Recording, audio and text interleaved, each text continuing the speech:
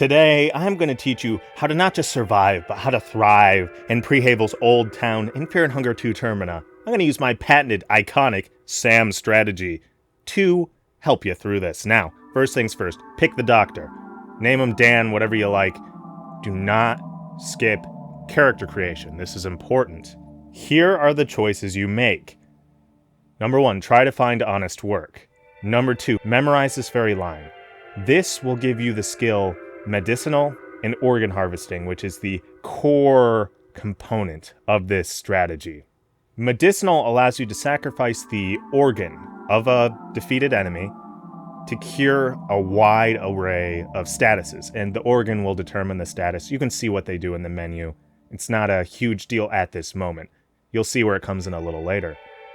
Number 3, join as a medic. The scalpel, as I said, is a very nice weapon because it's almost a guaranteed hit every single time. I don't think I've ever missed with it. It's a highly accurate weapon that does pretty good damage. And those pep pills, oh boy, if you're facing down a really tough enemy, getting an extra turn is, it helps you go insano style. Very nice. And number 4, stock up on medical supplies. This is all for a very good reason. Medical supplies are hard to find sometimes, best to be guaranteed. Well, once you step off the train, introduce yourself and meet a bunch of cool characters like August, Henrich, and Abella. And also meet awful, terrible, no good characters like Karen. You know, I don't appreciate being called a queer eye-patch foreigner. I hope she dies a horrible death. Now then, let's talk about how to actually survive in any playthrough of Fear and Hunger, and that's kleptomania. Listen. Items are the difference between living a happy, long, semi-fulfilling life and dying a horrible death due to infection. Having a large stock of items is always necessary for any encounter. You have to use your old school RPG senses in this sense, you know? In 5e, items aren't that important, but in an old school game, oh goodness, like 1st edition, 2nd edition, items are the difference between you living and dying. Same here, man. Same here. Kleptomania. Wherever you go, pick everything up. In these woods, pick up everything you can. I will reiterate this point over and over again just because it's so important. Get those items. Also, generally follow where my dear sweet Dan is going behind me. I'll speed it up sometimes, but he has the iconic Sam route that'll lead you to victory. Oh, and that's the woodsman. Please avoid the woodsman. Do not worry about him. Kite around him while he's distracted decapitating this poor villager. Run inside. See that on the ground? That's shattered glass. Little Sammy boy here didn't know what shattered glass exactly did until a iconic pro player said once to me, "Dear Sam, pick them up." And I had no idea what they did. I thought they were useless until I looked it up. Now, when targeting the head of an enemy, they have a 70% chance to blind them. That is fantastic. I believe that's a 75% chance for them to miss you. Insano style. Oh, next, also, you saw me loot that fridge. Loot every fridge you can find here in Old Prehevil, because they all contain white vials. And white vials can actually cure something your medicinal skill can't, so hold on to them. Also, they can become very important here in 1 second, you'll see. Oh, and before I forget to mention it, it's nausea. That's what you cannot cure using medicinal that the white vials can. In the second part of Prehevil, oh boy, you'll see. Anyway, kite the woodsman, run around to the left.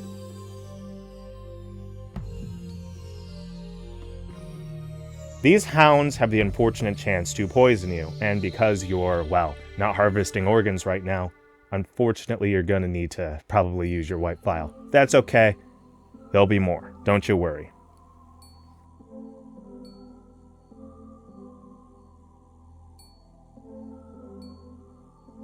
Alright then, open this hatch, and now Abella comes. Oh boy, Abella is actually awesome.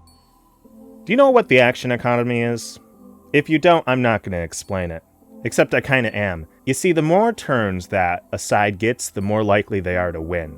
Even the odds, having a second person is extraordinarily helpful in any sort of RPG. They can use items, they can attack, they can do whatever you need while your main character most likely deals damage.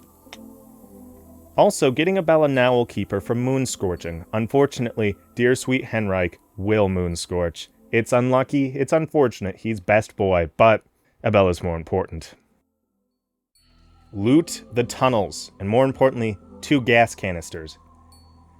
Because we need them to progress. Ooh, looky Miss Cookie. It's our friend Needles. Needles is a rat bastard that you should avoid at all costs. Needles is not very nice. I don't like Needles, and neither should you. He is not a friend. Now, you can see me running and opening the door. You don't need to do this first. I wouldn't recommend it, actually. Run to your right, and you'll see the generator. Make sure you have the 2 gas canisters, or else you're kind of not in a great position. Put them in, run. Needles will chase you, you'll outrun him. I forgot to record this part, so Microsoft Sam to the rescue. You may go over to this area to loot everything, and escape into the sewers, if you can break the door. However, the sewers are not important to this strategy, so loot and skedaddle. Then, go to this elevator, go down.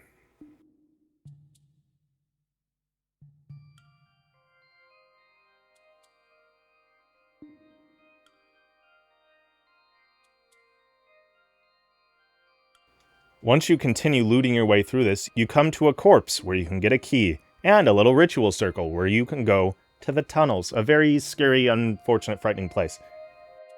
See these creatures? Don't run too close. There is a way to not aggro them by not approaching. You'll see me doing it here.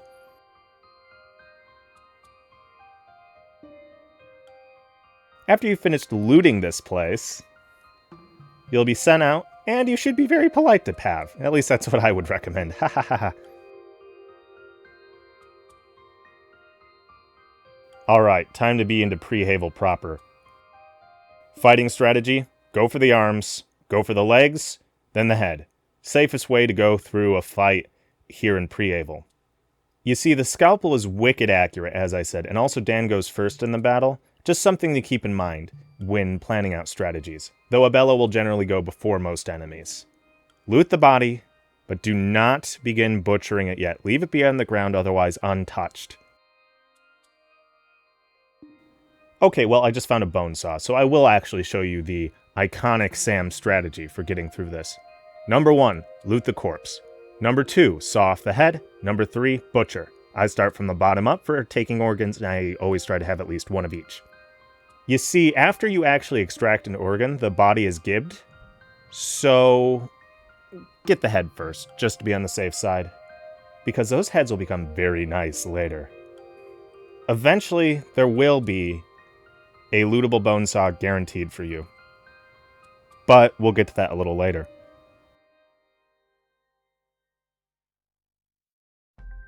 So follow my path here into the basement, and after you loot everything...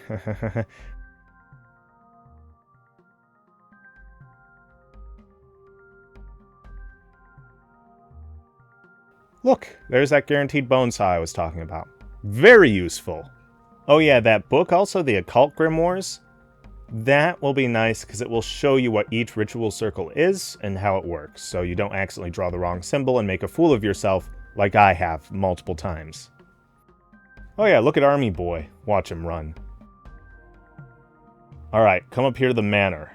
And goody gumdrops. Begin taking everything that isn't bolted down to the ground. Glass, books, glass, food. Oh yeah, and avoid this priest. I don't like the look. He has a shifty look about him. You should avoid this priest. But yeah, once you go down to this basement part here, you'll get a key to the manor and be able to go in more places. That'll be nice for looting purposes. Also, a guaranteed set of leather armor, which is also fan-bloody-tastic for protection, just in case you've been extremely unlucky with chests. So if you have a small key, or you could somehow break down this door, there is a 303 rifle and 1 bit of ammunition in here. I guess it's okay to have. It's up to you whether you want to waste a key on it. Oh yeah, and while running through this house, you can decide whether to fight these two. I generally just run past. Maybe that's not the wisest decision, because they're pretty easy to take down, so yeah, actually fight them. Okay, see these moon-scorched ghouls? They're best avoided. They get 3 attacks, so no matter what, they'll have a nasty attack to give you infection with, if you're not careful. So see these poor moon-scorched villagers? Attack them. Attack their legs, and then attack the head. Proceed to cut off their head and butcher them. They will not hurt you. They are a source of free organs and heads. Now, as a doctor, it's our duty to help patients survive and thrive. While these Moonscorched, they're literally ripping themselves apart. There's nothing we can do to help them anymore. They're probably better off dead. To be sane in an insane world is not a good strategy. You gotta go full insanity. And, in this case, our insanity here, our medical expertise will help us out greatly later.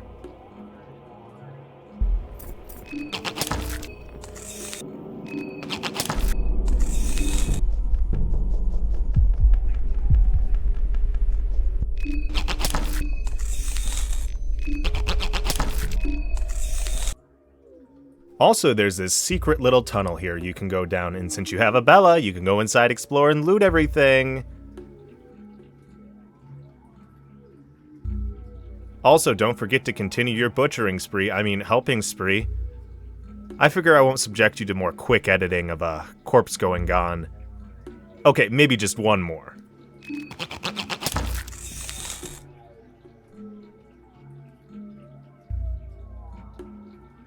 Also, try to pick up some of these golden chatrinels. The pro player also recommended getting them for murky vials, which are very cool. You can look up what they do on your own, because they're neat. Oh yeah, and be careful when— Oh, fuck! Excuse me. Yeah, that guy really spooked me. You can just destroy his gun really easily. Loot these woods.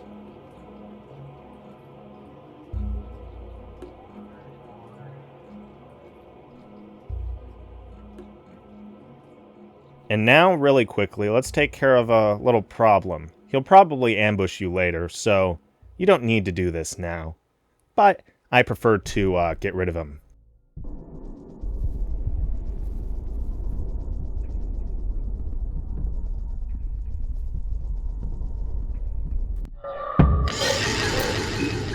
The Vial. He is upsetting, but if you talk to him during battle and keep asking him what was that, he'll get so angry that he lifts up his mask. Spend your lucky coin on this. Win this coin flip, because if you do, he will kill himself instantly, which is great for you. You don't have to fight the Vial, and he's a problem no longer. You can even give his head to that one guy in that one shack, or sacrifice it like I did. In any case, we're going to go back down and, after defeating another villager, sacrifice all our heads to the Tainted One to get those lovely soul shards to make those soul stones that will allow us to use the Hexen. Now, don't do what I'm doing right now. Go to the train and go asleep. You see, I assumed because the priest was outside the manor that it was safe, so I slept in the manor. But no, it's not. I didn't conceive of the possibility that the doors are all wide open and he might just wander back in after I went in there. And I ended up losing the coin flip and was sacrificed to Almir. But August saved me. And while it would have been metal as hell to actually complete the video in this form, I was too distraught and annoyed, so I quit. I was a fool, an idiot, an imbecile, stupid, but that's okay.